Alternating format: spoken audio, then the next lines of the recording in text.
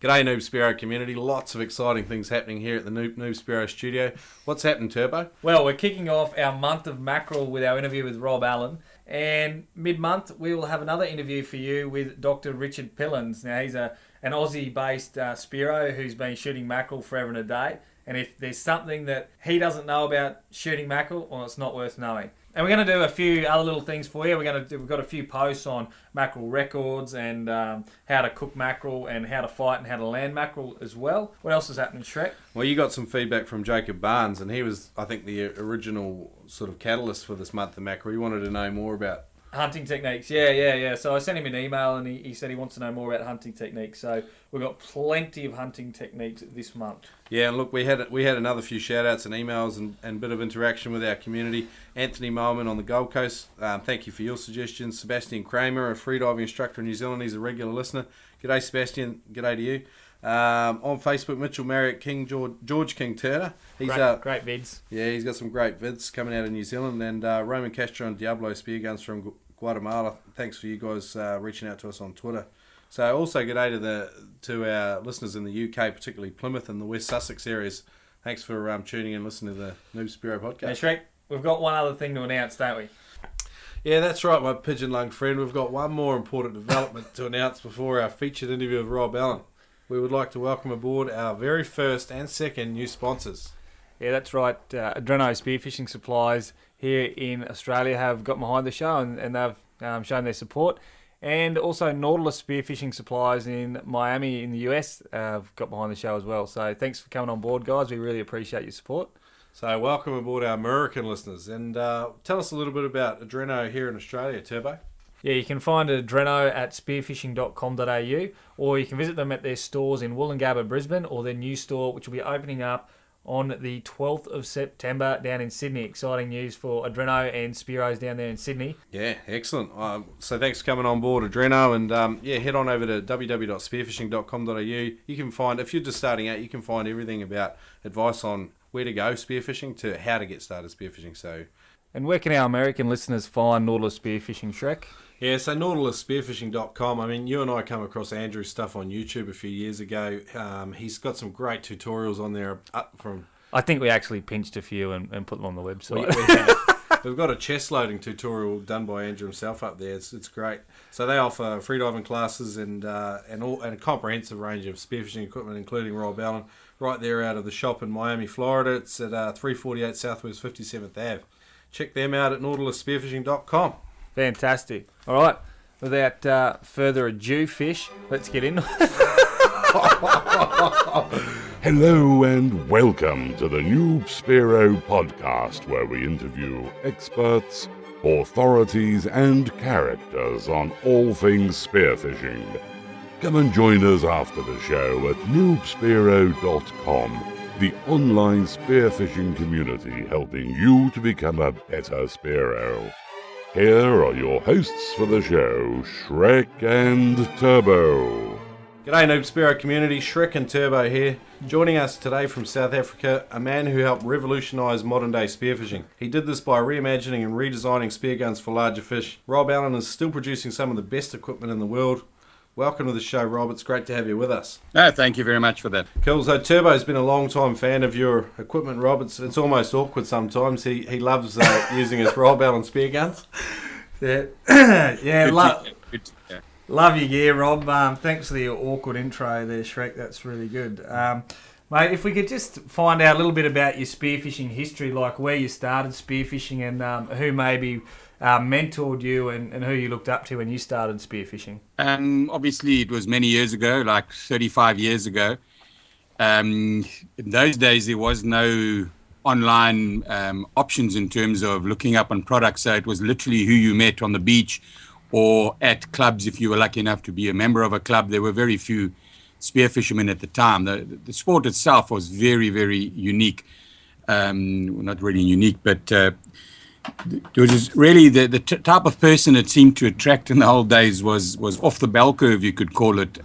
Guys who were very independent and liked to do their own thing. They weren't really team players, and so it was very hard to get anything out of anybody. And the majority of the guys didn't really want to show you their little secrets.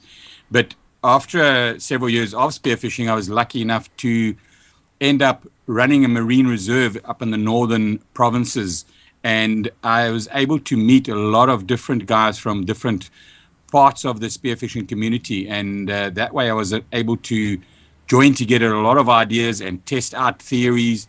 And having such good diving conditions right on my doorstep, it was very easy to test all these options and then come up with what I thought worked best. And the results spoke for themselves, and everybody then wanted me to build guns for them, and so it went on.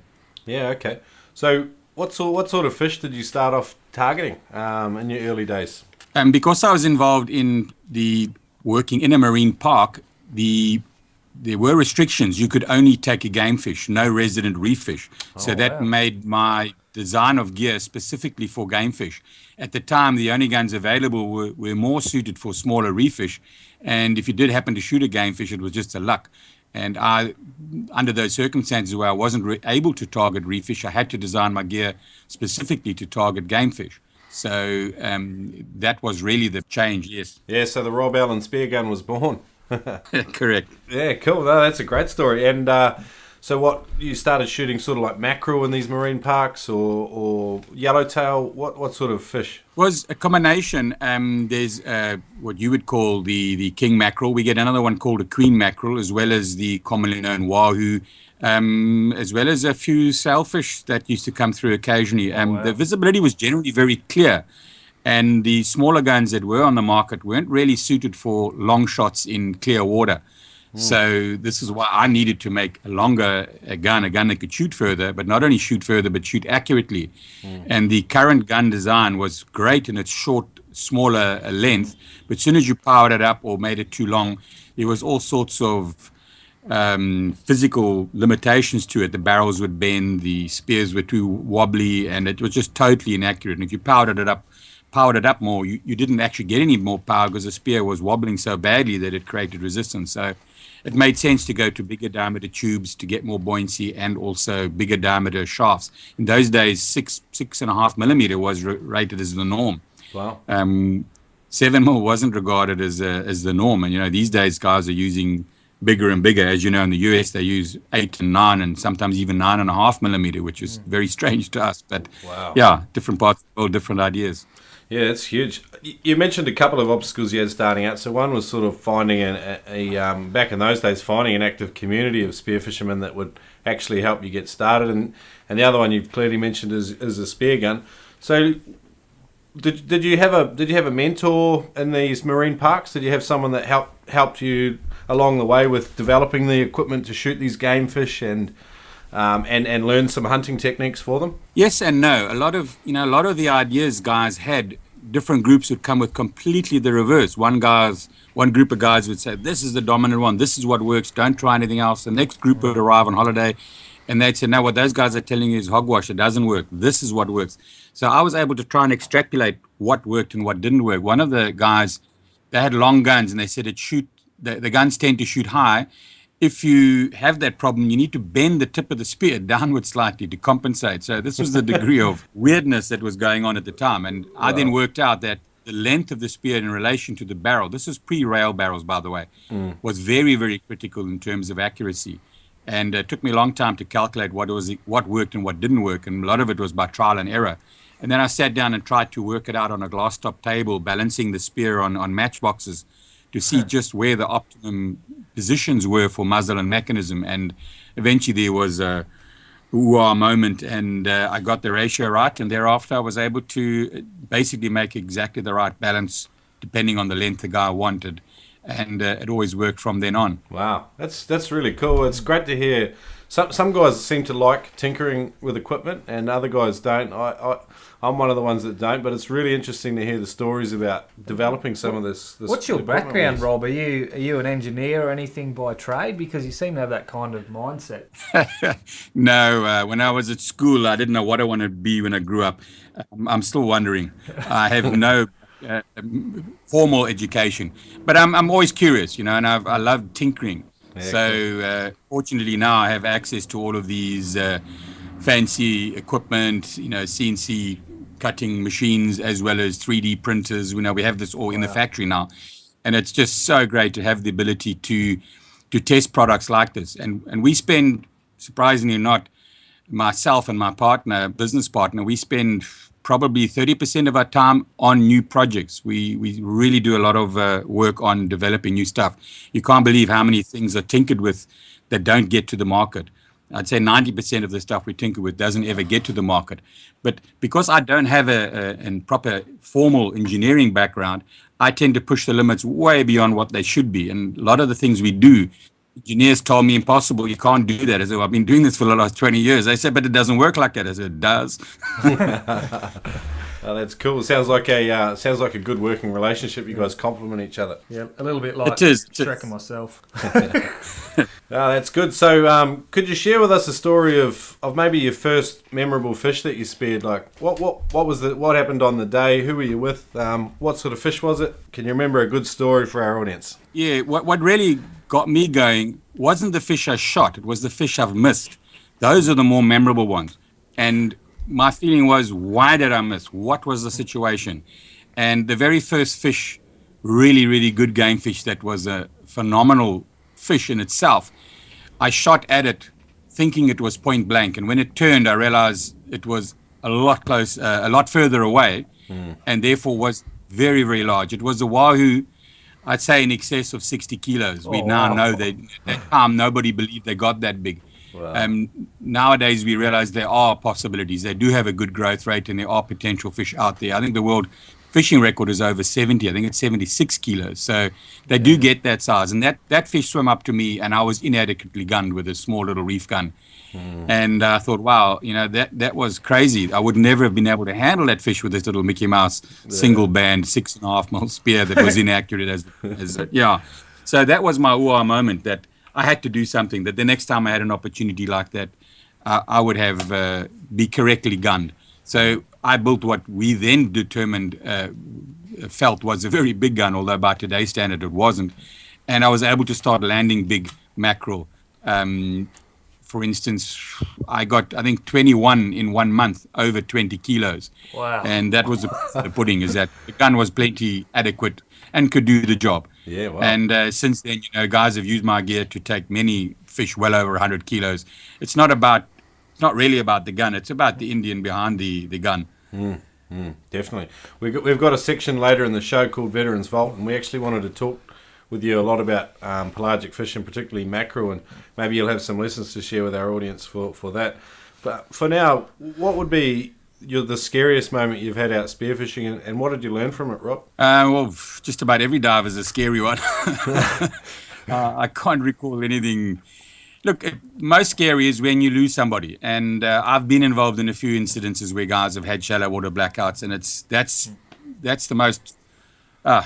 It's not scary. It's just bad for the business, and it's just not pleasant to go through that. And I regularly lose somebody just because the guy swam off in a different direction, and we find him later. But that moment when you've lost him until you find him is scary as hell, and it's really. Guys have got to just dive safer these days. Everybody dives together, but one guy will decide to swim off in a different direction without telling anybody. Now you've lost the guy. It could be for 10 minutes, 15 minutes, but for that 10, 15 minutes when you don't know where he is, all sorts of weird things go through your mind. So that, I'd say, is the scariest part of diving for me, is trying to keep the guys aware that they must be safe and stay safe. Yeah, it's a common theme. I think every experienced guy that we've spoken to so far on the show have all a similar story, and they all sort of recommend that guys should sort of buddy dive and become proficient at diving.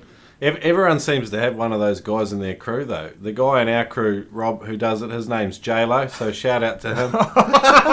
Just name and shame. Yeah, name and shame, Rob. And but it's definitely a practice that I think you maybe develop as you get a bit more experience as well, because you get used to those moments. You never get used to it. Every time you think back, in fact, if anything, they seem to get worse, because now you're more aware of what potential issues are, What am I going to say to his mother? What I'm going to say to his wife, his kids? These are the things that go through your mind. Yeah, it's not pleasant, but that's why we've developed this small flasher with a little flag on top, because the guys tend to stay with their flasher. Okay. Most guys these days are diving with real guns and they don't have floats on the surface, and that's the problem. Whereas I try and insist on my guys when they're diving, they take the flasher with them. Apart from the fact it'll bring in a game fish, or quite possibly bring in a game fish, at least there's a flag on the surface that's much more visible, and the guy stays near his flasher, so it's always visible on the surface. Yeah, this is interesting. Okay, so we actually know a few guys that are diving like that, Rob. I think they're using one of your flashes, but I think they've almost got like a quasi dive float. And they're two guys diving with real guns, and one's holding on to the flasher / float, and the other one's diving, and they partner up like that. It seems to be a system that's becoming quite prevalent with real guns. Is that what you're seeing? Correct. Yes, that's what we're trying to push. We have quite a large dive boat, and we dive 6 up on the boat. So you got 5 guys in the water at any one time. At least 2 or 3 of those will be below the surface whilst you're moving around. So it's so critical to know where the divers are in that scenario when they're all diving with real guns. So we have a rule now is if the guys are in the water, if they call for the boat, we start the motor up and it goes into gear and no more than that. So at least if a surfacing diver is in the area, he will see the boat moving slowly. And even if a prop does hit him on idle, it's far less likely to hurt as much as it would if it was at a higher throttle. So we idle around in amongst the divers unless I've got all of them visual. Okay, that's an interesting idea as well. That would work well. That's a good system. Have you got anything else? Any other advice for guys that are diving exclusively with real guns to maintain some safe working systems? What I have seen in terms of trends is more and more guys are now using these fancy dive watches. I think it's a very, very good thing. It definitely starts taking the guesswork out of your diving times. You can monitor your body much, much easier knowing you have a stopwatch on your arm that's calculating. The guys that first talk about watches, their main intention is to purchase something that'll give them their dive time and their depth. That's not important at all. 99% of the need for that watch is to give you your surface interval. And depending on your physical ability, your surface rest period should be either the same as or double as or 3 times what your dive time was, depending on your fitness level. And the guys very soon work that out. And that to me has made diving a lot safer. It's taken out that guesswork, and the guys now can see how much adequate rest time they need before they have a comfortable next dive. They're not guessing. The problem is you've been down, you've seen a fish, you're at the end of your dive, you surface quickly, you know the fish is still down there, and that rest period drags. You could be on the surface for 30 seconds, but you think you've been there for 2 minutes already, and you tend to dive too soon. That's where the problem comes in. Whereas this watch takes out that guesswork. You're not having to push any buttons. It's all automatic. You dive, you hit the surface, have a relax, look at your watch. I did a 1.5 minute. I now need 3 minutes rest time. So it just takes that guesswork out, and you're diving much safer. I think that leads to a lot less shallow water blackouts. Yeah, cool. That's a great idea. I was just running the numbers then as you were talking, because I was thinking that means turbo's got to stay on the surface for at least 45 seconds. So 3 times the dive time, wasn't it? Jokes aside, what you got to look at, and it's something they've scientifically proven, just to give you ballpark figures, imagine a non-diver. If he can hold his breath for 2 minutes and then he passes out, you take that same diver when he's fully oxygenated, let him hold his breath for, say, 1 minute 49. For him to recover back to adequate oxygen levels or normal oxygen levels, he needs something like 15 times the surface interval. Oh, wow. But now you move that back. Instead of staying on the surface, don't push the dive too hard, rather do a shorter dive. You need less time on the surface to recover. So, for instance, if you can always do a 2-minute dive, if you do a 2-minute dive, you need at least 4 to 6 minutes recovery. The same person with the ability to do a 2-minute dive, if he only does a 1-minute dive, then he actually only needs a 1-minute recovery time to get back to the same oxygen levels. Yeah, okay. So the short dive actually needs less rest time, which means more downtime over the period of the day. So, More time. yeah, and then it always gives you that reserve, so that if you are down for a minute, you're about to leave the bottom, you know you can do a 2-minute. There's your fish in sight. You do have that gap to chase. Okay, cool. Yeah, wow. All right, Rob. We might just change up the pace a bit. A question that we like to ask everybody on the show is, what's the funniest moment that you've experienced out spearfishing? I wouldn't want to mention many of them. That's what everybody says. Sometimes a lot of our guests say the same thing. We've had some shockers though, so yeah. don't worry, Rob.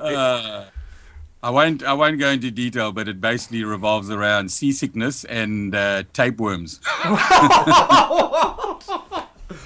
Oh no, that's too intriguing. You're gonna have to tell the story now. Story. No, not on the air. Have you got another moment that you'd like to share with our audience? Not off the top of my head. Sorry. No, fair enough. Nothing that'll go down well. We've had plenty of poo stories anyway, so tapeworm in vomit's pretty good. Yeah, we might come back to a funny story, Rob.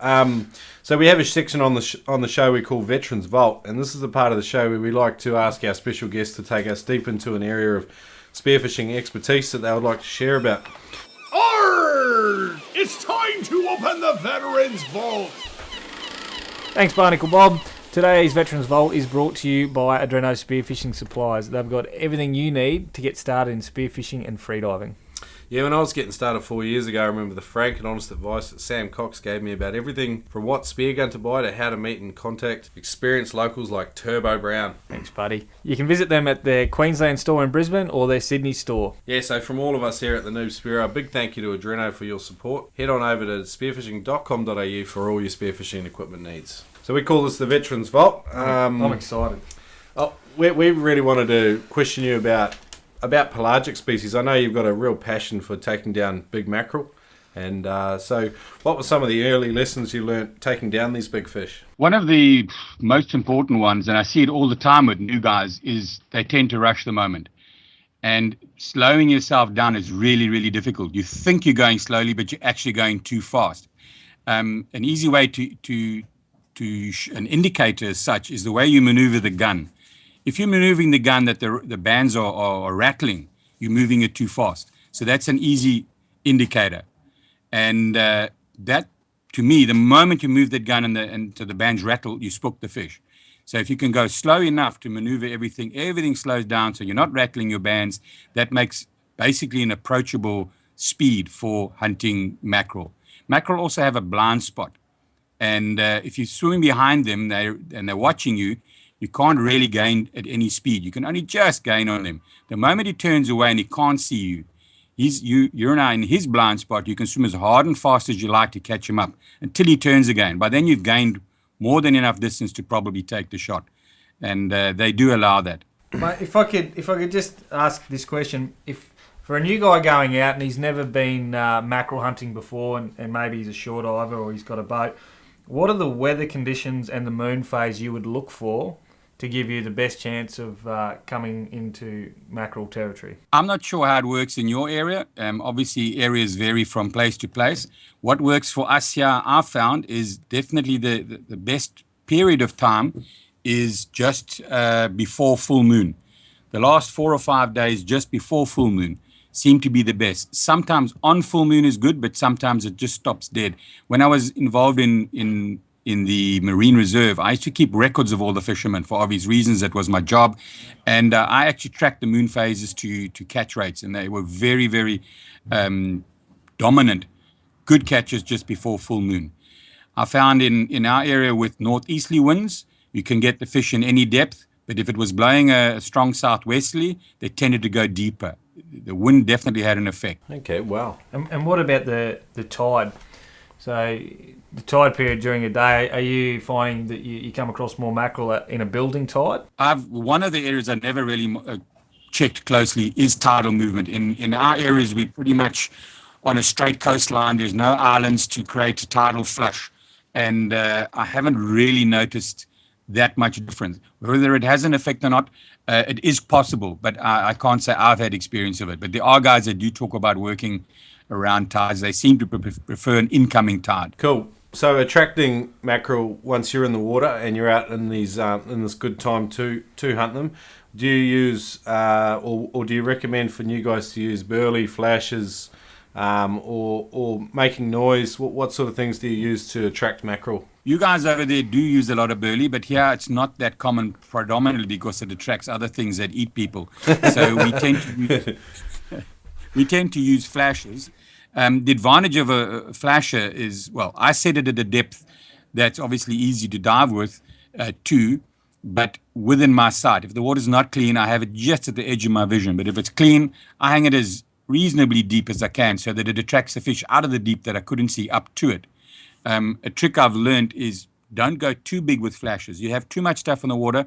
I've seen it actually, fish turn away from big flashes and go to smaller flashes. We've actually reduced our size now because of just that. The smaller flasher actually seems to work better. The fish are more likely to come to it.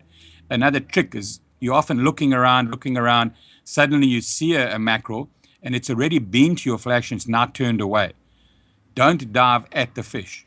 You'll never get to it, and you're going to be diving hard and fast. You're going to spook it. It's going to swim off. But dive at your flasher like you're going to eat your flasher. Dive aggressively at your flasher, so you're not aggressively approaching the fish. 4 out of 5 times he'll come back because he's been there, he's looked at it, he was undecided, he left it. Now something else is going to the flasher. Now he gets jealous. Wow, maybe there's something he missed. And invariably he will come back to see why you're aggressively attacking or approaching the flasher. Wow, that's a great tip. That's awesome. Thank you. Cool. What's your personal best mackerel, Rob? What's your biggest mackerel to date? I just can't beat the 28 kilos. I've had a 28 and a half. I've had 5 or 6 around that size, and that's just the baby, Rob. We put them. We don't even shoot them that small in Australia. You guys are spoiled over there. We seldom get them over 30 here, but yeah, they are here. I had seen one that actually tried to eat another of mine, and the one I had on the line was 22. Wow. The one that was trying to eat was at least 3 times that size. It was mind-blowing to see. Yeah, that was another one of my moments. Not the fish shot, but we're talking about a 50, 60 kilo mackerel? It was crazy, unbelievable. It literally attacked my one that was 22. Wow. What a fish. Yeah, I was in the water I was trying to jerk the spear out of the little one to reload the bigger one. Wow. You're just hoping that your flopper wouldn't engage, hey? You had a faulty flopper and you could get it out. Trying everything to get the spear out and reload, but by the time I got it reloaded, he was gone. But what a bus. Wow. I was just joking before, Rob. My biggest mackerel's about 14 kg, so I think your one would have eaten my one. Oh, good. I recently looked up the record for the Spanish mackerel. It's a guy from Western Australia, Greg Pickering. It was 46.2 kilos. And it's absolutely massive, but there's a lot of sort of anecdotal sort of evidence out there that they do get up around the 60 kilo mark with professional fishermen and people like that saying they get much bigger. But Spearos were yet to get that 50 kilo mark. No, you're correct. You are correct. Yeah, I have seen unrecorded records and pictures of that are said to be in the mid-50s, caught on hand lines in Mozambique. So they are out there. They're a fortunate fish that they grow at phenomenal growth rates. So it's very hard to overexploit them. The smaller ones we get around the 6 kilo mark, those are only a year old. And when I was involved in the marine reserves, we did a lot of research on them. So they're a very fast-growing fish, and they tend to recover quite quickly from being hammered or environmental things. But they're also very sensitive fish to the environment. The populations can drop drastically on environmental changes. Yeah, okay. We get something in the fish over here called ciguatera. It's a poison. It affects people quite badly if they eat it. It happens at particular times of the year. Turbo knows a little bit more about it. Do you guys have an equivalent over there in South Africa? Fortunately not. I think our coral reefs to the north of us are still fairly pristine and haven't picked up on that toxin. Apparently it's something that gets into the coral, and then the small fish that eat the coral eat it, and that gets transferred onto the bigger fish, and it tends to accumulate in the bigger game fish. You can eat the smaller of the same species, but not the larger. But no, there's never been a known case in our waters. All right, cool. We have another section on the show, Rob, called Fast 5 Facts for Noobs. See, it's time for Noob Spearo's Fast 5 Facts.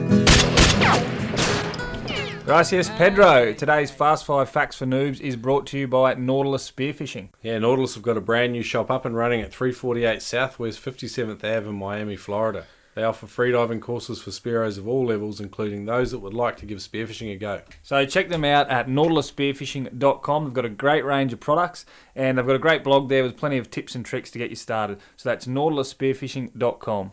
So, Rob, these are 5 short pieces of advice that you would give to someone starting out. Perhaps the sort of advice that you would have liked when you started out yourself. Definitely research as much as you can.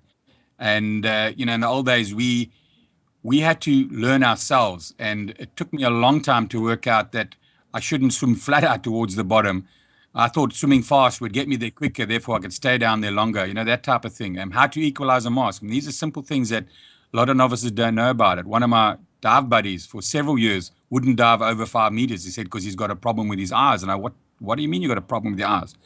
No, they get sore. I said, well, don't you, it must. Then I worked out it was the vacuum in his mask. He did not know how to equalize his mask. So simple little things like that. Get back to the basics. Learn about magnification. If you're a beginner diver, magnification will be a big factor in your initial diving. We as old divers don't know that because our eyes become accustomed. Our brain adjusts those sizes back to normal. So we see things in the actual size, whereas a novice doesn't. He'll always see things 1/3 bigger until his brain eventually adapts. So, well, there's two factors: equalize sizes. Yep. And use the right gear. Don't go and buy the cheapest stuff out there. Buy cheap, you're going to buy twice. I've come across that myself. All right, we've got 4, Rob. You got one more. Buy Rob Allen. Buy Rob Allen. Oh, good. Shameless self-promotion. We love that. So that's all good. All right. So what did we get there? We got research as much as possible. So do your research on the web or get a mentor. Learn to equalise your mask. The reason your eyes are sore is you're not equalising your mask. Learn about magnification. I think everything's a third bigger or a third closer. So you've got to take that into account. Yes. When making your shots. That's a real big deal, particularly in clean water. Buy good quality equipment. Otherwise, you'll be buying it twice. And number 5, buy Rob Allen. Just going back to masks, something a lot of people don't take into account. You get twin lenses and you get single lenses. Twin lens masks are generally lower volume. The newer models these days have actually got pretty good vision, but that little joint in the middle between the two lenses actually affects your ability to judge distance. It's not a problem when you're hunting reef fish because you've got a lot of reef surrounding you and you're able to use the reef as a reference in terms of judging sizes. But in open water, that definitely inhibits your ability to judge the size of the fish and therefore the range. There's nothing around you other than if you put your finger up between your eyes and look, it definitely affects your ability to judge range. And a full lens is better for hunting game fish. Twin lens, not a problem, deep water diving and reef fish. But if you're hunting game fish, try and stick with a full lens. Your ability to judge range is vastly improved. That's pretty interesting, actually, because I know Barry Paxman's still using a single lens barley mask, and he shot some incredible blue water fish. I mean, that's his whole game, isn't it? Blue water fish. So I wonder if there isn't something like that. There you go. All right, the next section we have on the show is called Crucial Kit for Noobs. I mean, we've already sort of started talking about it, Rob, but like when guys are starting out, what is the piece of equipment they probably get wrong the most, and how can they correct that? Yeah. Basically buying cheap. I've got guys that come in here with scuba fins, which are great if you're scuba diving, but not good for free diving. That's probably the most common ones. Guys have bought them or borrowed them or bought them secondhand, and they're trying to dive with scuba fins when spearfishing. Those buckles just get so entangled everywhere. And it takes a while for the guys to understand that a closed heel fin is way better than a scuba fin. And, it might not, the scuba fins aren't slower, but they do use more energy. They're designed for scuba and they work great for scuba. Donning them on and off with scuba tanks on your back makes life a lot easier. Closed heel fins are probably one of the issues that I have a big bugbear with. The other is clear skirted masks. Scuba guys love them and they were their big rage and they are great if you're on scuba. But as soon as you're snorkeling on the surface, the light shines through the side of the clear skirt and reflects back off the lenses, much like trying to drive your car at night with your interior light on.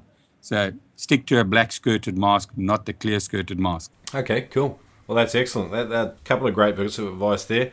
All right, Rob, what's some of the exciting gear developments we can see in the near future from you? What's sort of maybe about to hit shops soon? Have you got something in the works? I'm not allowed to discuss that.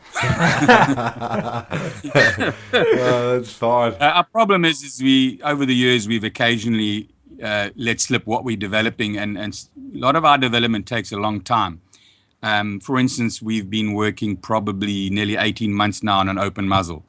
It's not ready yet, and it could take another month. It could take another 6 months. We've been working on a new carbon barrel. We had problems with the older barrel and the resins and epoxies we were using were, in the old days, was the best on the market at the time. But technology's moved on. We also never made our own barrels. We had them made out, so we didn't control that. We've just spent the last 8 months in-house developing. We've actually had to buy a whole factory to put the machine in, and we built our own machine. It's still not up and running 100%. Why I was delayed speaking to you earlier was I wanted to watch the machine switch on for the second time, and they're about to run it again.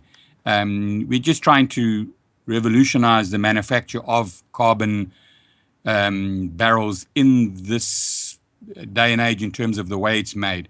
Hand laid up like fishing rods and that, which a lot of the guys are using. You have to go very thick-walled. It's very costly, and you can only make one at a time. Whereas our system it's called pultrusion. It's similar to extrusion, which is like they make the aluminium, but it's the opposite. You're pulling the fiber through a shaped die, and that's heated and the resin sets off in it. It's quite complicated in terms of how the machine works. Give you an idea, it's 17 meters long. Wow. But it's a continuous process once you get it right. So it takes a day or two to set up. So we've been hard at work with that. We have already, the first test that came through showed us we had a 50% improvement in structural strength and rigidity. And we're just testing a new material now, which is said to add another 30%. So we're talking leaps and bounds compared to what we used to have out there in terms of the quality. And it's in-house now. We have the machine, we control it, we run it. We do all the testing in-house. So that's where we're really pushing our limits. We've built testing machines for our handles. We now know how many cycles they can take before they show wear. And we've made little tweaks and adjustments over the years to improve on this. The latest one have increased the pull tension to exceed the equivalent of 4 times 20 more rubbers at max tension. Wow. You know, nobody's ever going to load that. That's what the mechanism can handle. I don't want anybody to go near that sort of weight, but that's the sort of compression that it can handle. So this is the thing we have now in-house where we can do a lot of testing with. A lot of our latest work is on testing. Every single wishbone has a testing machine. It's hydraulically tested before we put them out. We don't want knots to slip or anything to go wrong. We pre-test everything in-house. And we've been building machines to do just that. To make sure the product is where it's at. And we need feedback. You know, we divers ourselves, so we do get to dive, but not as often as we would like. But then again, we couldn't dive all the time. We wouldn't be able to produce goods. So we do need feedback from guys out there. So if they do find problems or issues, we're the first ones that want to know about it, and we want to improve it. At the end of the day, we want to sell gear. If our gear is not good, it's not going to sell. So we need feedback. And we jump on it as soon as we can. Well, Rob, if you want 120 kilos of the roughest spearfisherman out there that knows how to destroy gear, Shrek's your man. I'll give a good honest review too, Rob. This is Africa. We got plenty of those. I've got plenty of them. TIA, eh? So your dive factory's in Cape Town. How many people do you employ, Rob? No, we're in Durban. It's about 1,000 kilometres north. Oh, it's close. And Research. It's a long way. Yeah. If you're walking, it's a long way. Yeah. We currently have, I think, 46 employees. Oh, cool. Yeah, well, we've been a long time fans of your gear, Rob. I shot a Rob Allen the other day. I shot a 20 kg yellowtail kingfish. I was pretty happy with that. It was a personal best. So speaking of shameless plugs, so there's a shameless plug for you down there. But no, it was good. All right, Rob. We're going to wrap the interview up. But have you got a sort of call to action for our audience to take? Would you like them to drop in and have a look at your website or something you're up to at the moment? What we did do a while ago is we put a bunch of YouTube clips on and basically explaining some of the gear and choices to make. I don't know if you've seen them. I'm getting a lot of response from people, and it's taken a while. But guys come in, oh, no, I saw your clip. You mentioned XYZ, and they really, really liked it. And I've had emails from all around the world from guys who say, look, I've got nobody to fall back on. There's nobody here that can help me. But your clips are what's really put me to the next level. And so we're going to be doing a lot more YouTube clips promoting product and showing what we do in-house just to get everybody out there. I mean, we've had guys come in with a complaint and then realize, hang on a minute, it's totally unfounded because of what we're doing. And so this is what we're striving to do, is to just open book, show everybody this is how it's done, this is what we're doing, this is why we're doing it. And the reasons for, I mean, just to give you a rough, we've made products over the years, and some of our products, give you an example, our belt. We originally made our belt and we made it too thin. So to make it thicker, we put ribs on it. Now, that was because we made it wrong in the first place. The ribs on it now just to give it more rigidity. But people have copied that, not realizing why the ribs are there. It was because we made a mistake in the mold in the first place. So quite weird that things like this happen. Wishbones, we've made wishbone beads the size they are because that's what it was traditionally. And we since just changed our mold to make smaller beads, and because there was no reason to have such a big bead. But people have all copied ours and stuck with it, not knowing why it's what it is. You know, it's just very, very strange to watch how people have copied stuff just because what's what we're doing. And quite often we're doing it we just thumb-sucked when we started. Yeah. You know what they say about imitation, don't you, Rob? They say imitation is the greatest compliment you can give someone. So that's a pretty good plug for your equipment too, if people are copying you. Yeah. Good, really good to talk to you today, Rob. We got a ton of value out of your interview there. So thanks for coming on the show and talking to Turbo and I. Pleasure, anytime. Thanks for listening today, Noob Spearo. If you'd like to find out any more information from today's guest, then head over to noobspearo.com. We really appreciate you guys as listeners. Without you, we couldn't do the show. So if you want to help us out, leave us a review on iTunes or head on over to noobspearo.com and sign up for our newsletter. We won't send you crap. So that's all from us. A big hooroo. We hope to see you soon. Shrek over and out.